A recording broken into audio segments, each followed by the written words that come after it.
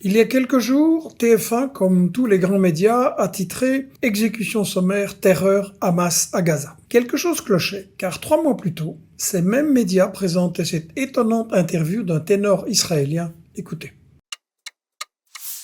Avigdor Lieberman, ancien ministre de la guerre israélien, disait « Le gouvernement transfère des armes à des groupes de voyous et de criminels qui s'identifient avec Daesh. » Vous entendez le scandale? Les gangsters mafieux exécutés à Gaza la semaine dernière étaient protégés et utilisés par Israël, des collabos. En France ou en Belgique, durant la Seconde Guerre mondiale, la résistance exécutait aussi les auxiliaires collabos d'Hitler. De qui s'agit-il exactement? Du gang de Yasser Abu Shebab, sorti de prison dans le chaos de l'attaque israélienne après le 7 octobre. Seulement, le trafic de drogue dans un territoire en état de malnutrition ne fait plus recette, alors Abu Shebab endosse bientôt un nouveau rôle, pillard de l'aide humanitaire notamment. Et l'activiste palestinien des droits humains Khalil Abu Shamala explique. Ce qui est étrange, c'est que lui et ses hommes opèrent dans des zones sous contrôle israélien, inaccessibles aux citoyens ordinaires. Cela laisse penser qu'il est soutenu ou protégé par l'occupation. Abu Shebab lié à Daesh, Lieberman ne le prouve pas, mais il est bon de citer cet analyste Hugh Lovat, spécialiste de la Palestine à l'ECFR, un think tank pro-US basé à Londres. Il dit qu'au Nord Sinaï, il y a intersection